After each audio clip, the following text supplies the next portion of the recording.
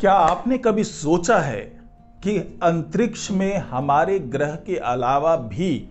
कोई ऐसा ग्रह हो सकता है जिस पर पानी की प्रचुर मात्रा में मौजूदगी हो? अगर आपने नहीं सोचा है या फिर आपको लगता है कि ये केवल कयास है, केवल अटकल है, तो ये वीडियो खास आपके लिए है। क्योंकि इस वीडियो में मैं आपको बताने जा रहा हूं कि वैज्ञानिकों को वेन्नू एस्टेरॉइड से ऐसा सैंपल मिला है जिसका विश्लेषण करने के बाद वो इस नतीजे पर पहुंचे हैं कि अंतरिक्ष में हमारे ग्रह जैसा ही कोई और ग्रह हो सकता है, वहां पानी की मौजूदगी हो सकती है। और जिस बेनू एस्टेरॉइड की बात मैं कर रहा हूं, ये बेनू एस्टेरॉइड उसी ग्रह से आया हुआ एस्टेरॉइड है।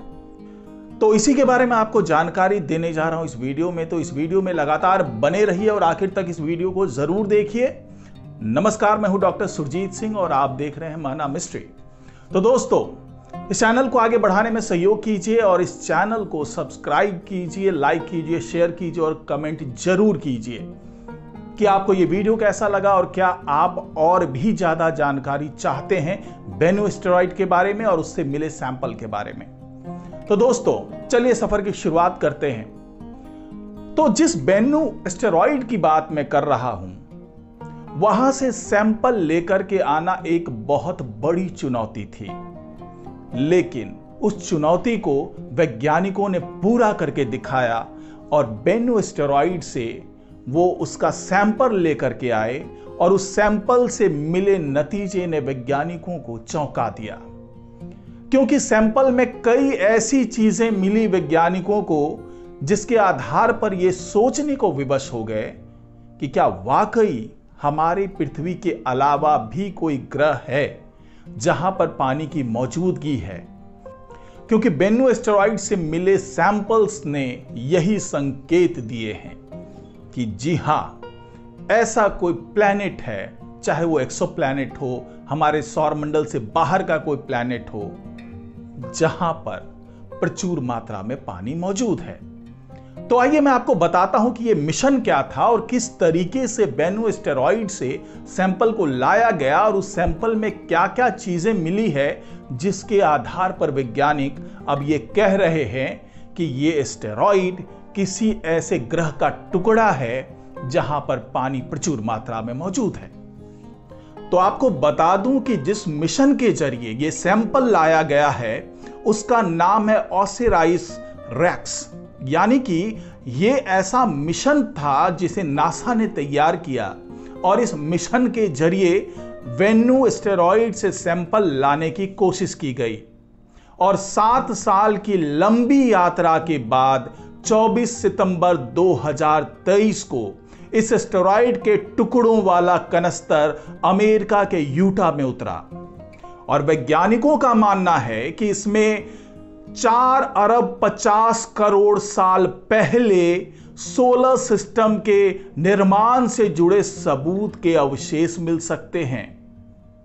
और एरिजोना यूनिवर्सिटी के कुइपर एरिजोना लैबोरेटरी में शोधकर्ता परमाणु स्तर तक इसकी जांच में लगे हुए हैं। और शुरुआत में इन वैज्ञानिकों को बेनू एस्टेरॉइड के नमूने का 200 मिलीग्राम सैंपल मिला था और ओसाइरिस रिस्क के प्रमुख अन्वेषक और यूनिवर्सिटी से जुड़े डांटे लॉरेटा ने कहा कि हमारे पास 1000 से अधिक कण हैं जो आधे मिलीमीटर से बड़े हैं, 28 कण 1 सेंटीमीटर से बड़े हैं और सबसे बड़ा कण 3.5 सेंटीमीटर का है। और वैज्ञानिकों ने इन्हीं नमूनों को जांचने के बाद यह दावा किया कि इन नमूनों में खनिज जो प्रचुर मात्रा में मौजूद हैं वो भी पानी से भरे हुए हैं। और ये कार्बन, नाइट्रोजन, सल्फर और फास्फोरस से भी भरे हुए हैं। और ये नमूने पृथ्वी पर ऐसी सामग्री के सबसे बड़े प्राचीन भंडार हैं। इसी आधार पर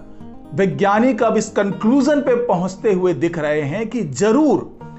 ये जो एस्टेरॉइड है बेनू एस्टेरॉइड, वो किसी ऐसे ग्रह से आया हुआ एस्टेरॉइड है जहां पर पृथ्वी की तरह ही इस तरह के खनिज बहुत प्रचुर मात्रा में हैं और पानी बहुत प्रचुर मात्रा में है। और वैज्ञानिकों का यह भी कहना है कि हम लंबे समय तक इन नमूनों का विश्लेषण करने वाले हैं, इसलिए हम लंबे समय तक व्यस्त रहेंगे, क्योंकि ये हमारे लिए एक बड़ी मात्रा है। और बेन्नू के नमूनों का दुनिया भर में अध्ययन किया जा रहा है और इसके बारे में कई जानकारियां पिछले दिनों कई मौकों पर आयोजित विज्ञान सम्मेलन में भी दी गई थी और अब उससे आगे का विश्लेषण किया जा रहा है। शुरुआती दौर में यह बात समझ में आ गई थी कि जरूर इसमें जो कण हैं उसमें पानी की मात्रा भी है और खनिज भी है, वो खनिज जो पृथ्वी पर भी मौजूद है। लेकिन अब इन्हीं सैंपल्स का, इन्हीं नमूनों का और ज्यादा विश्लेषण करने के बाद वैज्ञानिक कई ऐसे नतीजे पर पहुंच रहे हैं जिसके आधार पर यह दावा किया जा रहा है कि बेन्नू से और भी कई चीजें मिलने वाली है जो हमारी पृथ्वी से मिलती जुलती चीजें हो सकती हैं। और वैज्ञानिकों का यह दावा है कि अगर वो बेन्नू एस्टेरॉइड के ऊपर अपने रिसर्च को जारी नहीं रखते और केवल उल्का पिंडों के भरोसे रहते तो उनके पास जो नमूने अब बेन्नू एस्टेरॉइड से मिले हैं वो कभी नहीं मिलते, क्योंकि ज्यादातर उल्का पिंड जो अंतरिक्ष से गिरते हैं उनकी उत्पत्ति का पता लगाना आसान नहीं है। वैज्ञानिकों के मुताबिक बेन्नू एस्टेरॉइड के सैंपल में फॉस्फेट क्रस्ट है जो पहले कभी किसी भी उल्का पिंड में नहीं देखा गया और फॉस्फेट की उच्च सांद्रता अंतरिक्ष के समुद्री दुनिया में ही पाई गई है। यानी इसी फॉस्फेट के आधार पर वैज्ञानिक अब धीरे धीरे इस कंक्लूजन पे पहुंच रहे हैं कि यह जरूर ऐसी जगह से आई है जहां पर समुद्र भी मौजूद होगा। वैज्ञानिकों ने अपने इस दावे की पुष्टि के लिए शनि के चंद्रमा इनसेलेडस को भी एक एग्जाम्पल के तौर पे दिखाया है, जहां पर पृथ्वी के समुद्रों की तुलना में अधिक स्तर पर फॉस्फेट है जो कि जीवन के लिए बेहद जरूरी होता है।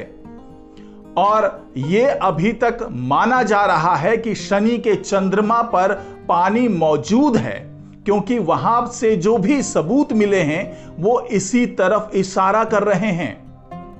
यानी नासा के वैज्ञानिक जो दावा कर रहे हैं वो इसी ओर संकेत कर रहे हैं कि जरूर ये बेन्नू एस्टेरॉइड जो है, जहां से एक मिशन के तहत सैंपल्स लाए गए थे, उस सैंपल के आधार पे जो निष्कर्ष निकला है, जो वैज्ञानिक अब दावा कर रहे हैं, वो यही है कि ये जरूर एस्टेरॉइड ऐसी जगह से आया है जहां पर बड़े स्तर पे समुद्र मौजूद हो सकता है, जहां पर पानी मौजूद हो सकता है। और जो सैंपल मिले हैं बेन्नू एस्टेरॉइड से और उस सैंपल में जो खनिज मिले हैं, अगर हम कार्बन की बात कर लें, फॉस्फेट क्रस्ट की बात कर लें, तो ये तमाम जो खनिज हैं वो इस ओर इशारा कर रहे हैं कि वो ग्रह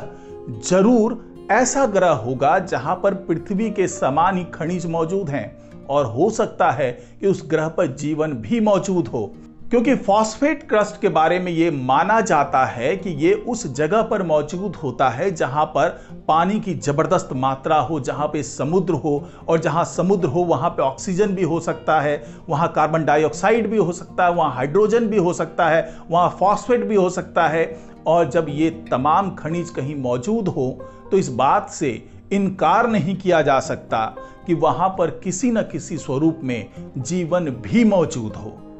तो आज की रिपोर्ट में फिलहाल इतना ही। नमस्कार।